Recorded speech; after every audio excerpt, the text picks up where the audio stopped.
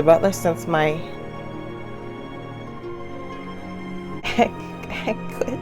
acquiescence. We're back again to play some game. And today we're back with we're here with a whole different game that I've never played before called Ikemen Vampire. I absolutely know nothing about this game. I know they're probably vampires. Not a big fan of vampires, but we'll see how the boys are. Ikemen Vampire, the temptation in the dark. Looking at the boys. Yeah, they're cute. Let's see. Of course, you know, Lauren, me. What a lovely name, I know. Paris, France, modern day.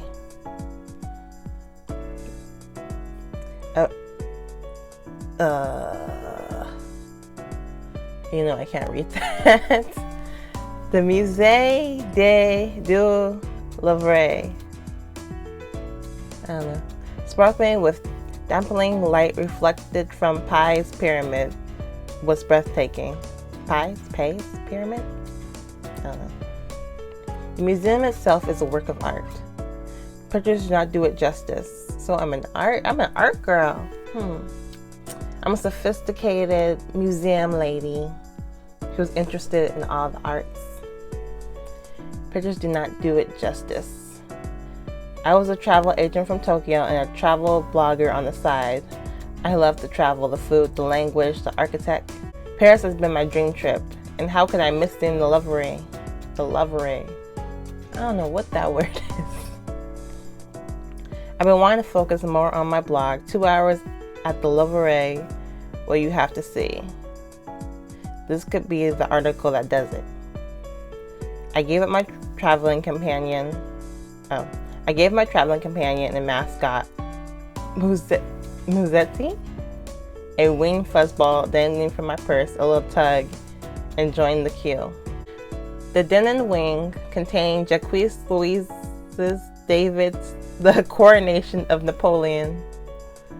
I opened my phone app to double check my location, only to be bumped by someone from a large tour group. Excuse me, pardon. They smiled sheepishly and responded in kind Swiss.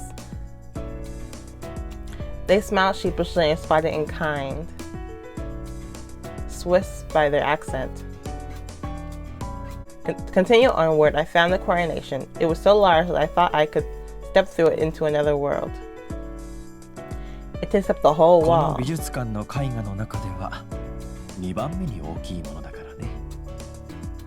you know it's the second largest painting in the Louvre? Who's this? Oh, is he talking to me? Oh, look at him. He spoke French like a native. His outfit, furnished with a long beige overcoat, suggested wealth and class. He looks like a man out of time, as if he stepped out of one of these paintings. He sure does. Why is he wearing all that? Smartly dressed gentleman turned on his leather Oxfords and drew close, peering at me. Pardon, monsieur. Oh, there's so many French words I don't know. Maybe I need to learn French for this video. Pardon, monsieur. I wasn't an object in this museum to be examined. Then the gentleman uncurled his hand so I could see what he held. I knew it. This earring belongs to you. Oh, when did I lose it? I touched my ears. One of my studs was missing. I believe it was when that patron bumped into you. I happened to spot it as it fell. I was looking for the chance to return it to you. Thank you very much. My bow was instinctual. When I looked back up, I caught his eyes. The color of spun gold. I'd never seen anything like them. It's a shame there's no mirror here to help you You can't put an earring in without looking into the mirror. I know I can. I'm sure there's a restroom nearby. Shall I help you restore it to its proper place? That way you won't lose it again. I accepted the intimate offer before I realized what I was doing. It wasn't just his eyes. Had his old world noble manner enchanted me. If you would hold still, mademoiselle.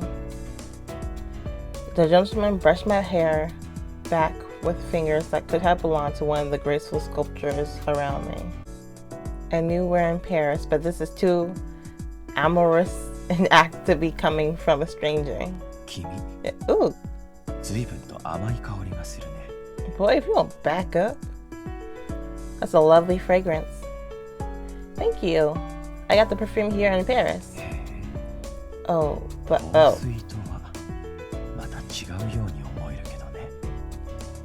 Oh, but I was referring to your perfume. He's talking about my blood.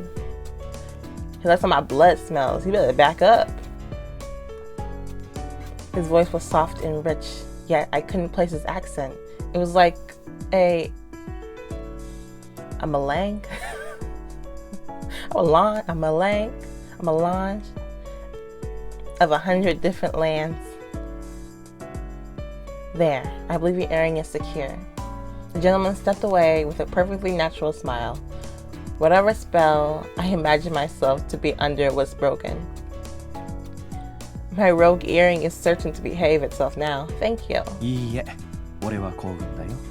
Not at all.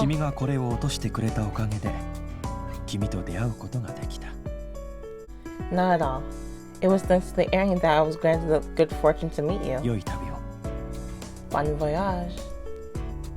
The gentleman left me, heading down the gallery towards the Mona Lisa, I assumed. I was completely swept by his charm. He didn't tell me his name though. His tailored three-piece suit was modern, but he wore it like a turn-of-the-century prince. Or a vampire from a gothic romance novel. I can't believe I just thought that. Yeah, I can't believe you thought that too. Fending off further fanciful notions, I checked my cell phone. It's been an hour and a half. Where did the time go? I guess I should rethink my article. I should at least see the Mona Lisa while I'm here. That can be my last stop. I hurried down the same corridor and the gentleman had taken. This door. Is this some kind of exhibit? The wood was old and intricately carved. It could have been a work of art itself. I don't think this was on the map. What's behind it? Maybe a staff room? Don't be too curious. But there were no signs, no stanchions, cordoning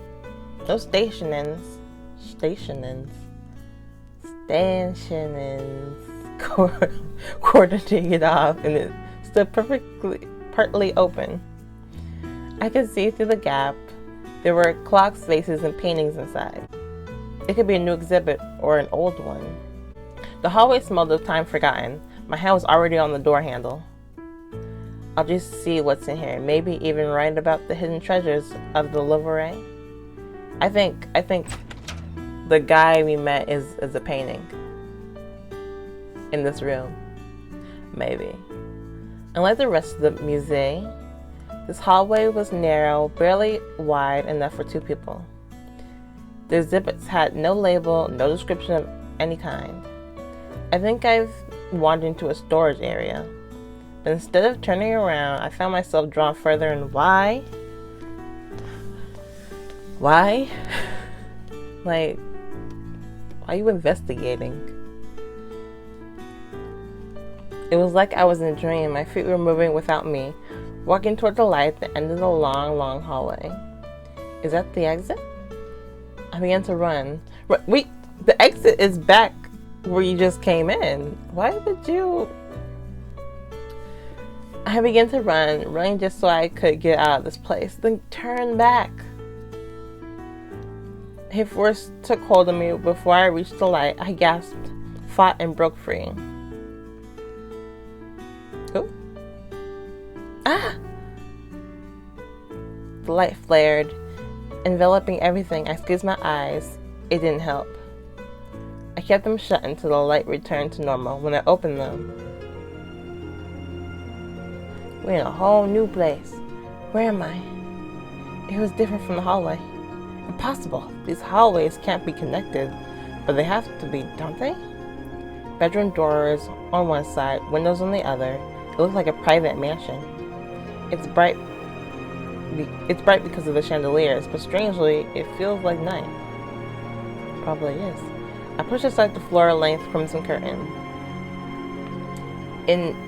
Innumerable. This one got a lot of big words. This one sure got a lot of big words.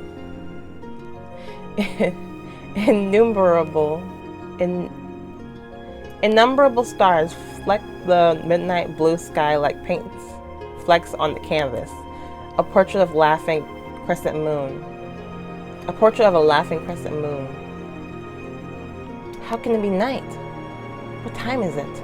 I pulled out my cell phone. 2:20 p.m. exactly. That can't be. I checked my cell phone again. 2:21. Then the window. Cloud passed over the moon. There's an explanation for this. There has to be. My head was spinning. I took a deep breath to calm myself. It helped a little. I retraced my steps. That's it. But when I turned around, everything was white. My world was gone. I thought my head was spinning before. What's going on? A rush of air. Someone was behind me. I better step off. It was a shadow. It grabbed me by the arm and enveloped me like a dark embrace. Let go! I don't know why I yelled like that. I fought the shadow's hold, but nothing I did could budge it. Fingers slid down my throat, pushed my hair aside, and stopped at my throat. Let me have a drink. No. Stop! I was back in the hallway alone, staying exactly where I'd been a second ago. Does my neck hurt? Was any of that real? Just a waking dream? My pulse was racing. I wanted out of this place, back to the museum, back to the hotel, back to Japan. The door. Turning around, I saw, to my relief, the same door I entered in the library. Oh, thank God. I placed my hand upon the cold handle and pulled. Nothing. I pushed. Nothing. Come on. Open. I put my shoulder into it. Nothing. No matter what I did, it wouldn't move. What are you doing there? Who's there? Oh, Prologue Chapter 1. Better run, don't let go of my hand. What are you doing there? Who's there? It was a man. Ooh. Y'all really be wearing capes indoors? Huh.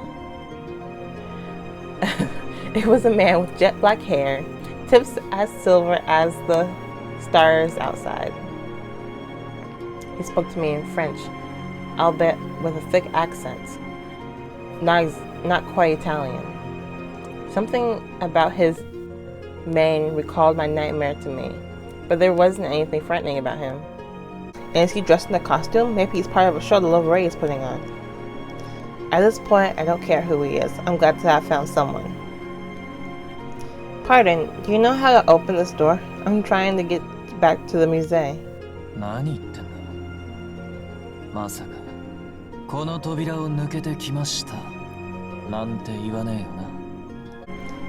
What's that? Get back? You're not telling me you came through that door. That's exactly what I did. I came through the hallway, the one with all the antiques.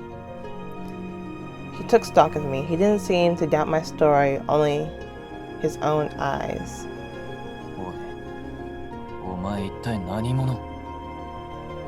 Just what are you? From down the hall, I heard the soft click of the heels of fine Oxford shoes. Could that be the gentleman I met? I could use a familiar face right now and more help getting this door to open. Excuse me. The dark-haired man clapped a hand over my mouth and swept me into his arms. Get off of me. I don't know you like that. What is he doing? He pulled me behind the long curtains, hiding us, his back flat against the wall. Is he hiding me or himself? I trembled in his arms, but he held me gently.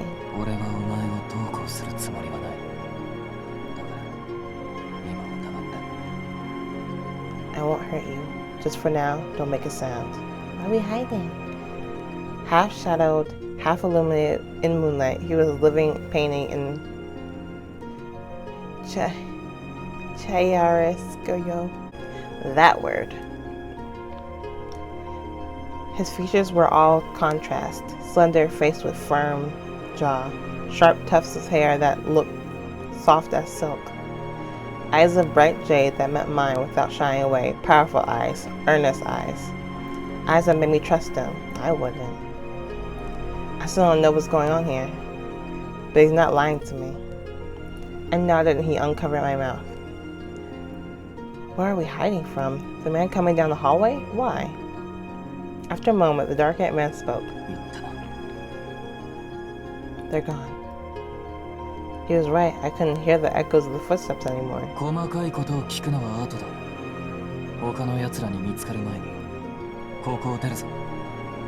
I'll answer your questions later. You need to escape before the others find you. We stepped out from the curtain. He took my hand, his grip firm, and began walking. Escape? What exactly is this place that I need to escape from? What happened here? I would be lying if I said I wasn't afraid.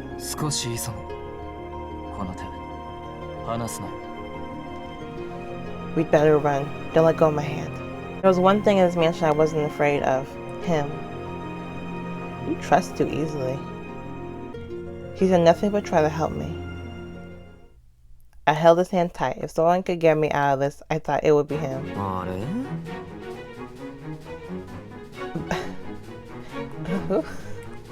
By Jove, what's this? The door was open and a man stepped out. He struck a casual pose, stuffing his hands in his pocket. My savior clicked his tongue. I knew what that sound implied. We've been caught.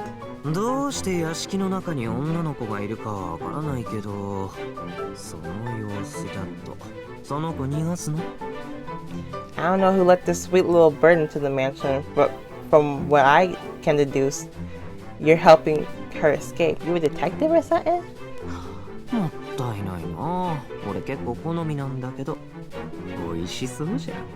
Now why would you go and do that?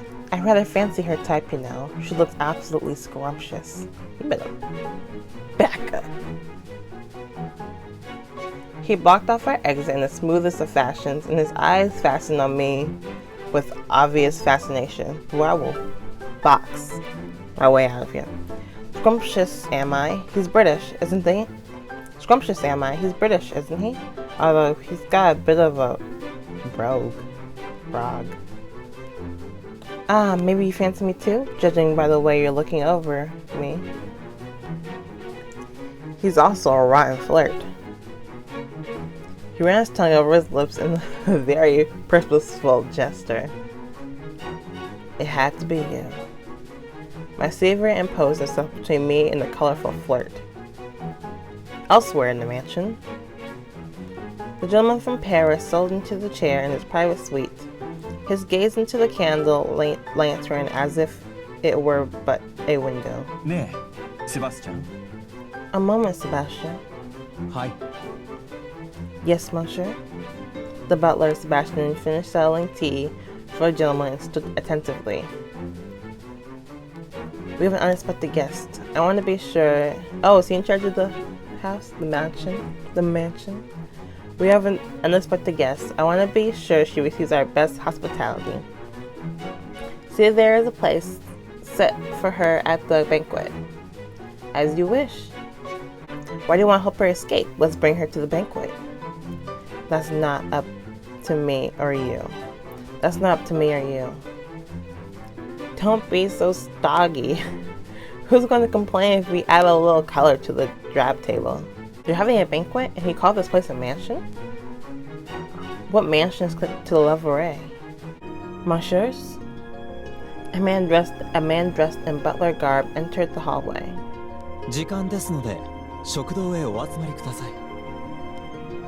It's time for supper. Let's gather in the dining room, if you please. When I didn't move, he fixed his eyes on me. You too, mademoiselle. Me? I don't belong here. I'm not planning on staying for supper. But the Lord of the Manor is waiting you. The Lord of the Manor. The Lord of the Manor. This is really someone's house? How does he know I'm here? You can ask him yourself at supper. I'm getting no answers until then.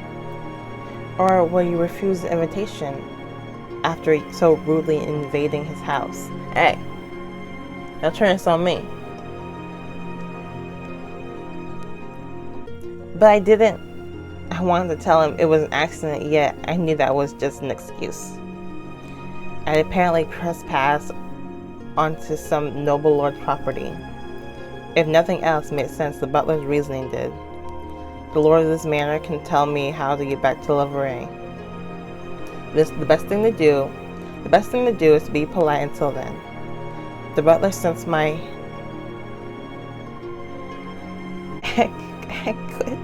acquiescences. The butler sensed my acquiescences. Allow me to escort you. I followed the butler closely, mentally mapping the route we took just in case. The other two men followed behind me. I can't just run about this place trying doors. That's what got me in here. I contemplated my guide. He wore a crisp uniform with spotless white gloves. He's fastidious, no nonsense. His master wanted me to dine with him and sent this one to make sure I did. As we walked, I heard the dainty, frolicking keys of a piano. The melody grew louder as we approached the door. It sounds like Wolfie's in a sprightly mood. Wolfie? Is that who's playing the piano? They named the person Wolfie? Wolfie? There's a name with the name Wolf. Wolfgang. Wolfie might be short for somebody with the name Wolfgang, I think. The butler stopped at the door, braced himself for a trial, and rapped 3 times. What? Rapped? Pardon me. I know that you are there. Come join us in the dining room. Who are you people? Nobody's introduced themselves. The piano stopped, cut short. The door opened, revealing a man who remained firmly entranced on the other side. Jama. Go away.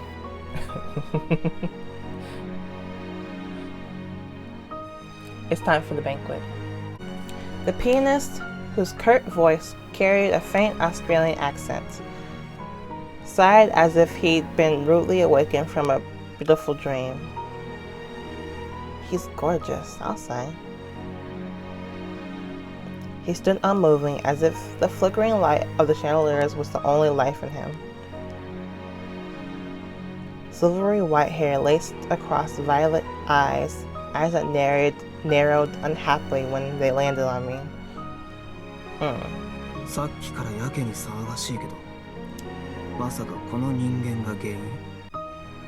Why was everyone being so loud? It's her fault, isn't it? No? What? My fault? I don't know why I'm here. I'm supposed to be in the museum. He's so mean. Who cares? Why don't you just go back then?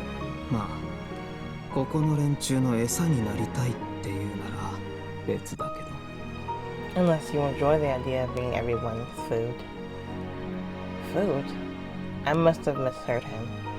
He slipped past me, bending slightly to avoid touching me. Ooh. He didn't like me at all. This one wasn't interested in clearing up any misunderstandings. As if the banquet wasn't bad enough. He took the staircases down, his cold voice hanging like notes in the air around us.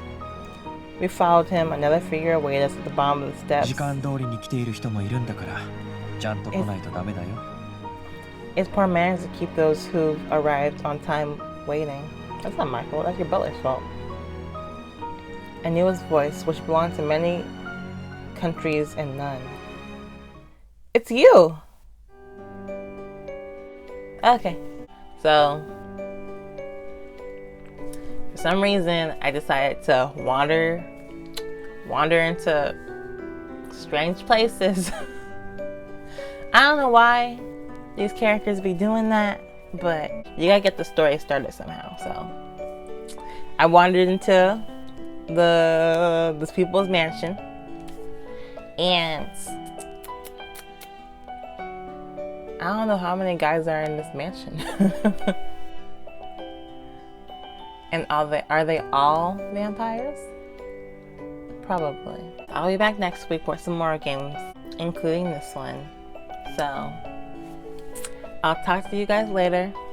Like, subscribe, and comment. And I'll see you guys next week. Bye bye.